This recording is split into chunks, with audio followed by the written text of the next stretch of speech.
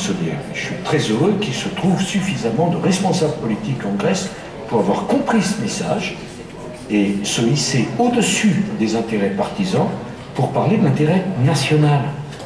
Car nous avons toujours dit, et c'était bien clair entre nous, que nous souhaitions que la Grèce reste dans l'euro. Mais que nous ne pouvions pas le souhaiter si eux-mêmes ne le souhaitaient pas. Voilà. Alors, nous avons d'autres problèmes à traiter.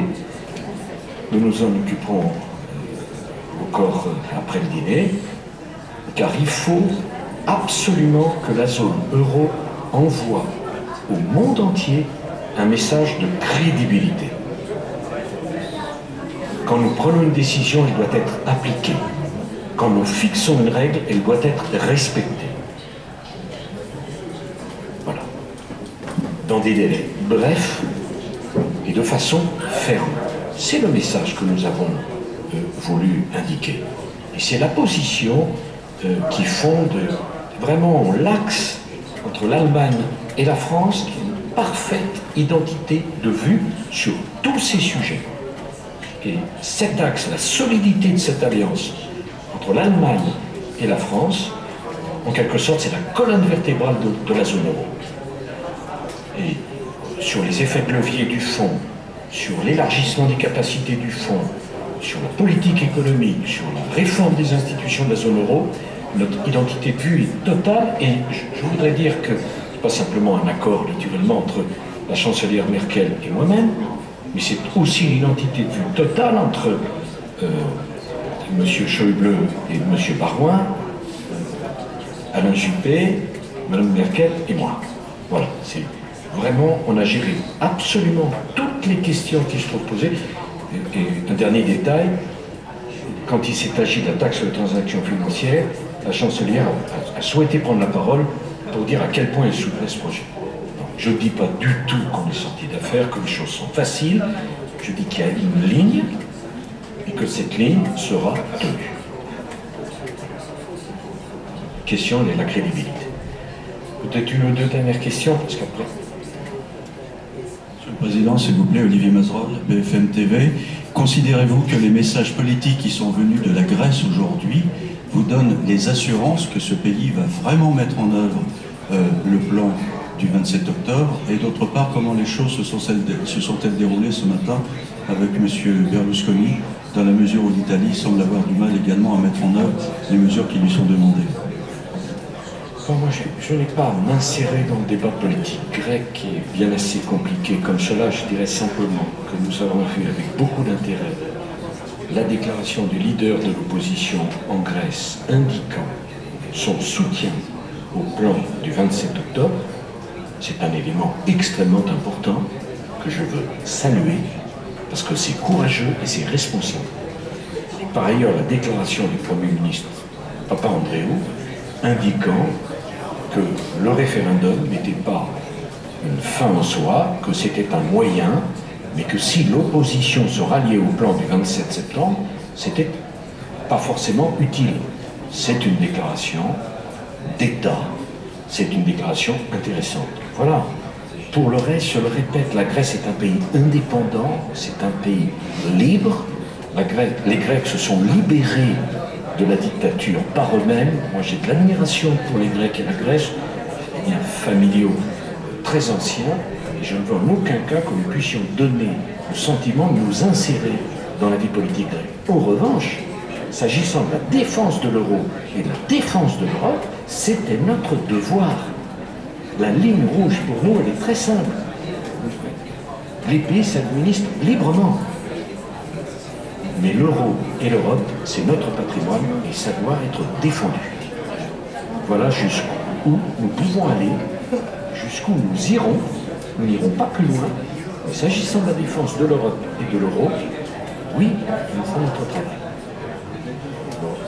Sur l'Italie, non, nous avons entendu, il y avait M. Tremonti, M. Juppé, M. Barouin, Mme Lagarde, le président de la Commission, le président du Conseil européen. D'abord, je veux dire ma confiance dans l'économie italienne, qui est une des économies les plus fortes du monde. la troisième économie d'Europe. C'est peut-être la 7e ou 8e économie du monde. L'Italie, c'est une tradition d'entrepreneurs absolument remarquable. Le président Berlusconi nous a indiqué quels avaient été les résultats de la réunion du gouvernement. Nous avons pris note avec intérêt, mais lui-même voit bien, avec l'expérience qui est la sienne, que la question n'est pas tant le contenu du paquet que est-ce que ce paquet sera mis en œuvre. Et c'est là-dessus qu'il nous faut travailler. C'est là-dessus qu'avec les autorités italiennes, nous sommes en train de travailler. Voilà. Le message, M. Mazzrol, que nous devons envoyer, c'est un message de crédibilité. La zone euro est décidée à se prendre en main, à faire son devoir et à mettre en place une politique jusqu'au bout. Ça concerne tout le monde. Ça concerne bien sûr la France, l'Allemagne. Nous aurons l'occasion dans les jours et les semaines qui viennent de prendre d'autres décisions. Le Premier ministre François Fillon en a parlé. Il n'y a pas d'un côté des pays qui ont absolument aucun problème et d'autres pays qui ont tous les problèmes. Nous sommes ensemble. Mais il faut réagir maintenant. Si la réunion d'hier avait cet intérêt, c'est peut-être une forme d'électrochoc positif pour que tout ceci aille dans le bon ordre. Une dernière question. Jean-Paul Chapelle, France 2. On aura l'occasion de se revoir. Une question sur le FESF, puisque on l'a compris, il y a la crédibilité des États, puis il y a la crédibilité de ce fonds.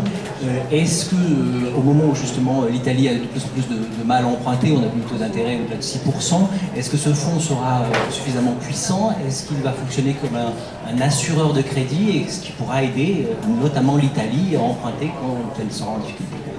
Je ne peux pas rentrer dans le détail de la conversation, mais c'est tout l'objet des discussions que nous avons en ce moment entre Européens.